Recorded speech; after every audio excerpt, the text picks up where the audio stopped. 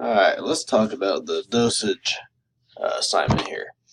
So what you have is a bunch of different patients and their weight and what dosage they received. And some of them are going to be correct and some of them are not. So we need to kind of go through and calculate each one and figure out who got the right dose and not, and then make some conclusions down here. So what you're going to want to do is open up an Excel file. So let's do that. And you're going to want to make a table where a lot of your information is going to be on there. So what we're going to do is we're going to kind of look at this table. We're going to have the patient, we're going to have gender, we're going to have the weight, and we're going to have to do a couple other things here. So we'll do patient, gender, we'll do the weight, put that in pounds, but then we're also going to need to calculate the weight in kilograms. Okay, so we'll start with this part here. So we'll just kind of do one row together. So we have A as a male, 182 pounds. So patient A, it's male, 182 pounds. And then to get the weight in kilograms, we can look at our formula sheet, which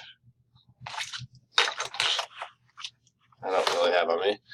But that's going to equal the weight in pounds times 0.45 something, something, something. Here it is. What we got?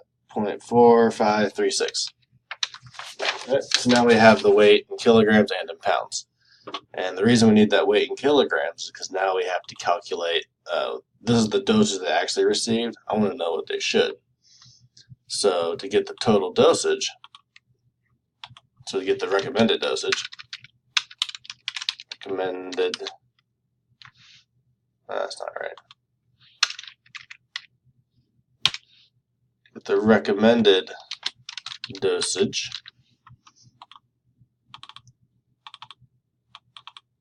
we're going to take the weight in kilograms times the milligrams per kilogram, which I think is 20 in this case. Double check that. Yep, 20 milligrams per kilogram. And that's going to be kind of how much they should get. All right, so there's the recommended dosage. And then this is total. So if we want,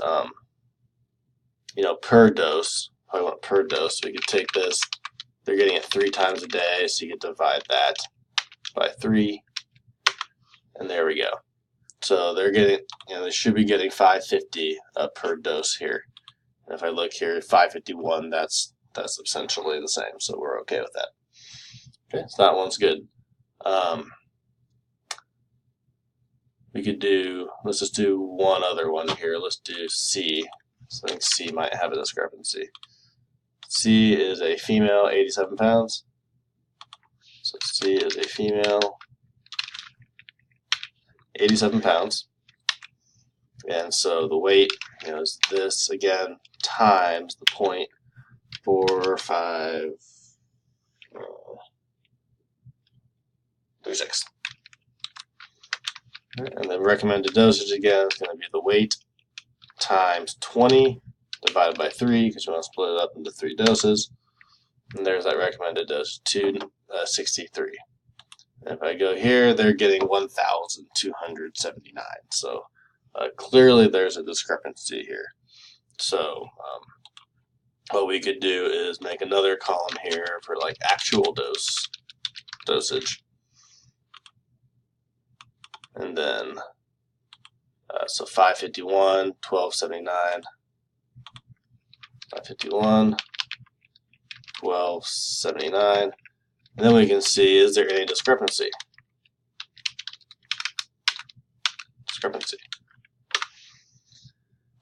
And so I need to use, a column here. How would I figure out, if there's a difference between these? I'll let you guys figure that one out. But you can put that all in the table so everything's, neat and organized there.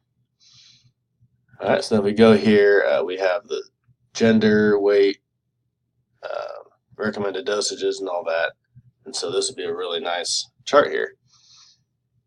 And so once you have this chart done and you have all the different patients, all the recommended dosages, all the actual ones, and any discrepancies, then you can go on and do the final part, which is to report whether this issue appears to be a hospital or a drug manufacturer error. So there's a question here you need to answer. So essentially everything can be done in that chart, and these things can all be put in the chart. This last one you'll need to actually type something up. Now it doesn't have to be at least one page. If we're going to do this in Excel, you're not putting this in Word. It's just easier to do in Excel. But once you have the chart done, don't forget to, it's going to be bigger than this, but don't forget to format it. So you could go format cells, make this chart look really nice before you submit it. So just kind of do something, make it look nice, put some color ins in it, and make it look good. So once this is done, to answer that final question, you'll just want to insert a text box and just throw that beneath, and you'll turn this in. And I need to